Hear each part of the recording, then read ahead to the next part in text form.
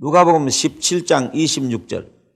노아의 때에 된 것과 같이 인자의 때에도 그러하리라. 노아가 방주에 들어가던 날까지 사람들이 먹고 마시고 장가들고 시집가더니 홍수가 나서 저희를 다 멸하였으며 또 노세 때와 같으리니 사람들이 먹고 마시고 사고 팔고 심고 집을 짓더니 롯이 소돔에서 나가던 날에 하늘로서 불과 유황이 비오듯 하여 저희를 멸하였느니라. 인자의 나타나는 날에도 이러하리라. 여기 인자는 예수님이 당신 자신을 가리켜 말씀하실 때에는 인자라고 하십니다. 그러니 예수님이 나타나시는 날, 예수님이 재림하시는 날을 노아의 때와 소돔 고모라 성 때와 같다, 이렇게 말씀을 하신 겁니다. 창세기 6장 1절입니다. 사람이 땅 위에 번성하기 시작할 때에 그들에서 딸들이 나니 하나님의 아들들이 사람의 딸들의 아름다움을 보고 자기들의 좋아하는 모든 자로 아내를 삼는지라. 여호와께서 가라사대 나의 신이 영원히 사람과 함께하지 아니하리니 이는 그들이 육체가 됨이라. 그러나 그들의 날은 120년이 되리라. 120년으로 하나님이 기한을 정했습니다. 넘어가서 9절부터 읽겠습니다. 노아의 사적은 이러하니라. 노아는 의인이요 당시에 완전한 자라. 그가 하나님과 동행하였으며 그가 세 아들을 낳았으니 셈과 함과 야벳이라. 때 온 땅이 하나님 앞에 폐괴하여 강포가 땅에 충만한지라.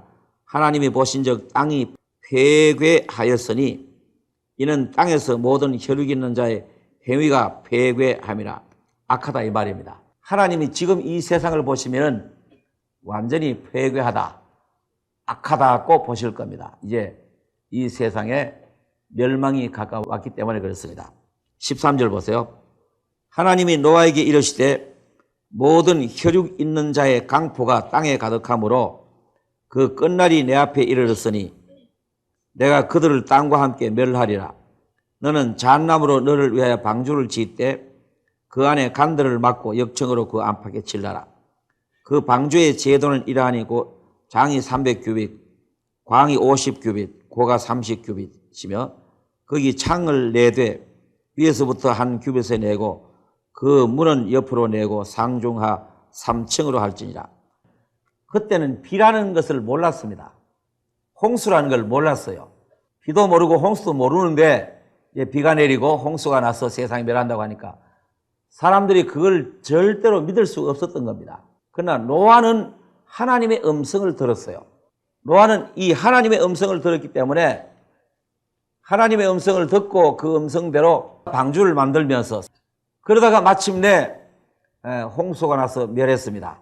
이 6장, 7장, 8장, 9장까지 내려가면서 홍수에 대한 얘기가 길게 나타나 있습니다만은 이제 집이 물에 잠길 때가 돼가지고 배에 쫓아가서 문을 막 두드리면서 열어달라고 해도 그 문은 하나님이 닫으셨기 때문에 열리지 않게 된 것입니다. 자, 이것이 뭐냐 하면은 예수님이 이 세상에 재림하실 때에 그 노아의 때와 같다, 이렇게 말씀하시면서 그 노아의 홍수는 온 세상이 심판받은 것으로 예수님 오실 때 이 세상이 심판받는 것에 대한 그림자입니다.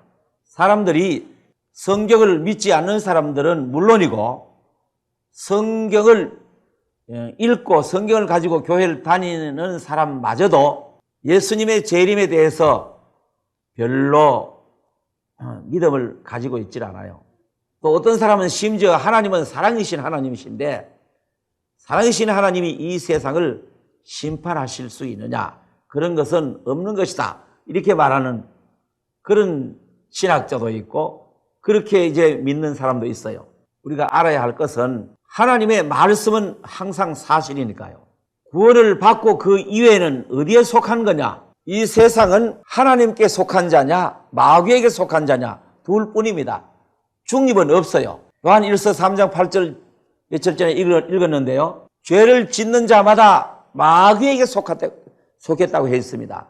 거기에서 구원을 받아가지고 하나님의 아들이 된 나머지는 마귀에게 속해 있기 때문에 심판을 받지 않을 수 없는 것입니다. 심판이 없다든지 그런 말은 속이는 소리입니다. 누가복음 17장 26절에 노아의 때에 된 것 같이 인자의 때도 그러하리라. 노아가 방주에 들어가던 날까지 사람들이 먹고 마시고 장가들고 시집가더니 홍수가 나서 저희를 다 멸하였으며 또 롯의 때와 같으리니 사람들이 먹고 마시고 사고 팔고 심고 집을 짓더니 롯이 소돔에서 나가던 날에 할로서 불과 유황이 비 오듯 하여 저희를 멸하였느니라. 자, 이제 보세요. 예수님이 여기에서 사람이 강도짓을 하고 뭐 그런 도둑질하고 살인하고 그런 흉악한 죄를 지었기 때문에 노아의 시대 사람들이 멸망했다라고 말씀하시지 않고 먹고 마시고 장가가고 시집가고 사고 팔고 심고 집을 짓더니 홍수로 멸망했고 소돔 고라성 하늘에서 유황불이 떨어져 다 멸망했다. 이렇게 말씀하십니다. 그러면은 먹고 마시고 장가가고 시집가고 사고 팔고 또 곡식 심고 그 다음에 집을 짓는 거 그게 죄란 말이냐. 여기 읽어보면은 그게 죄다 그렇게 말하고 있지 않아요. 모든 사람들이 아침 먹고 점심 먹고 저녁 먹고 그 다음에 식당에 가서 뭘 사 먹고 뭐 다 그렇게 하잖아요. 이게 무슨 말이냐 하면은 지금 이 세상에 사는 사람들이 이 생각이 항상 어디에 기울어져 있느냐 하면은 사람들이 두 사람이나 세 사람 모여도 한다는 그 얘기에 꽃을 피우는 그게 주로 뭐냐 하면은 오늘 어디 가니까 어느 식당에 가 음식 맛있더라 먹는 얘기하고 그 다음에는 어떤 백화점에 가니까 어떤 시장에 가니까 무슨 옷이 좋더라 하는 그 입는 얘기하고 그 다음에 또 누가 장가가고 시집 간다더라 하는 그런 얘기하고 모이면은 어디 놀러 갔는데 참 뭐 재밌더라 하는 그런 얘기하고 또 무슨 장사를 하는데 돈이 잘 벌리더라 하는 그런 얘기하고 만나기만 하면은 맨 그 얘기뿐이다 이거요. 그건 무엇을 말하냐 하면은 먹고 마시고 장가가고 시집가고 사고 팔고 심고 집을 짓는 얘기. 요즘 집 짓는 얘기 많죠. 그냥 집 한 칸 장만하려고 크게 쓰고 하는 온 신경이 그밖에 없다 이 말입니다. 그럼 그게 뭐 잘못된 거냐? 그게 죄란 말이냐? 죄란 뜻이 아니에요. 그것은 우리가 살아가는 현실입니다.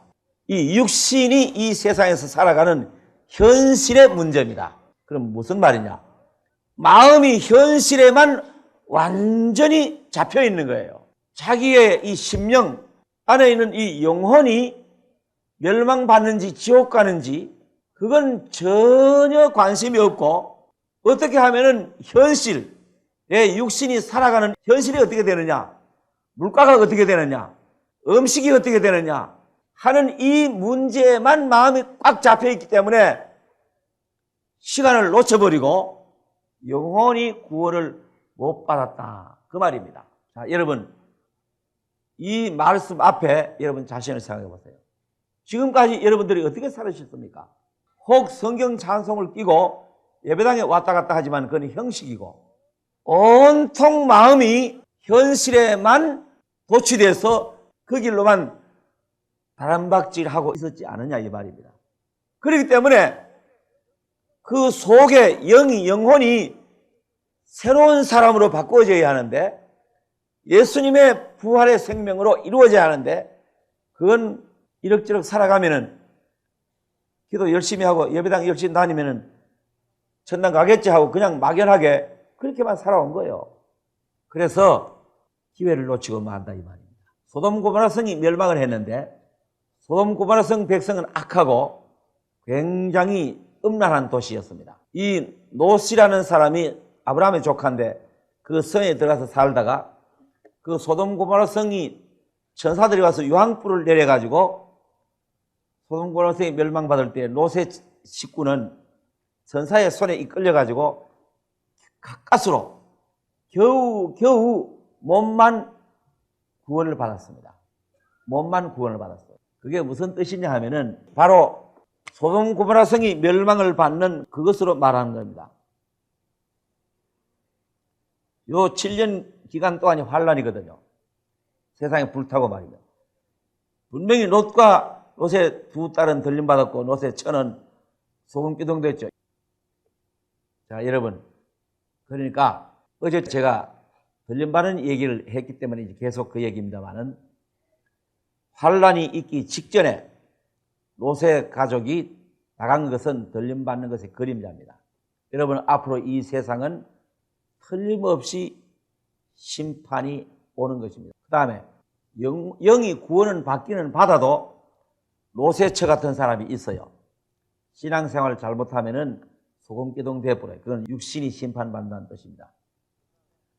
34절, 내가 너희에게 이르노니 그 밤에 두 남자가 한 자리에 누워있음에 하나는 데려감을 당하고 하나는 버려둠을 당할 것이요, 두 여자가 함께 매를 갈고 있음에 하나는 데려감을 당하고 하나는 버려둠을 당할 것이니라.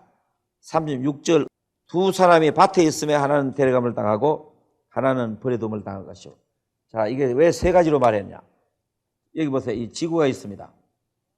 태양이 여기 있으면은, 태양이 이쪽에 있으면은, 태양이 빛을 주는 그 편은 낮이니까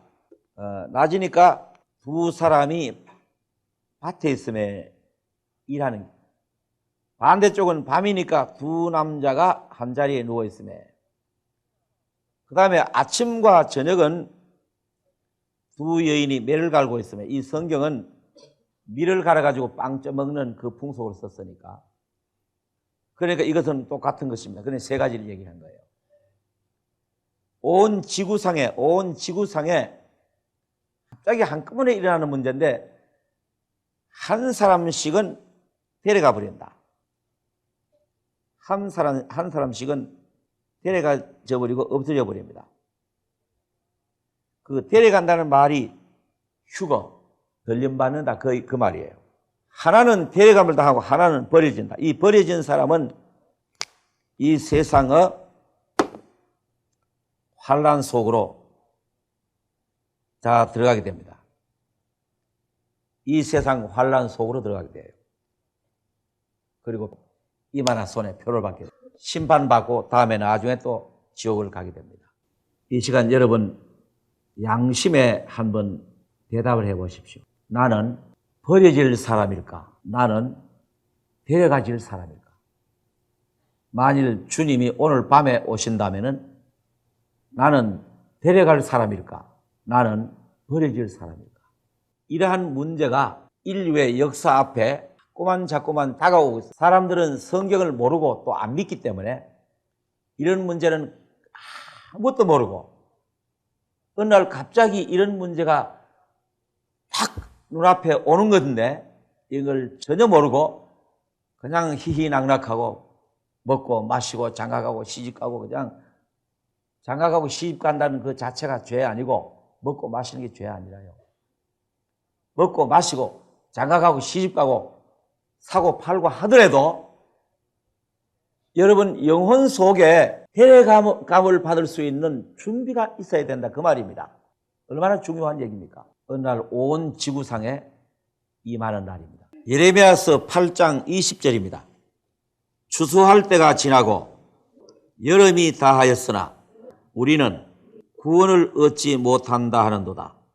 이상한 말이죠. 읽어도 무슨 말인지 잘 모르실 겁니다. 추수하고 여름하고 구원하고 무슨 관계가 있길래 추수할 때가 지나고 여름이 다하였으나. 이제 이 성경은 보리나 밀을 추수하는 풍속으로 썼기 때문에 여기서 추수는 여름을 말하는 것입니다. 밀보리 추수는 여름이니까 추수할 때가 지났다는 말은 여름이 지나가 버렸다, 그 말입니다. 그런데 우리는 구원을 못 얻었구나 하는 사람입니다.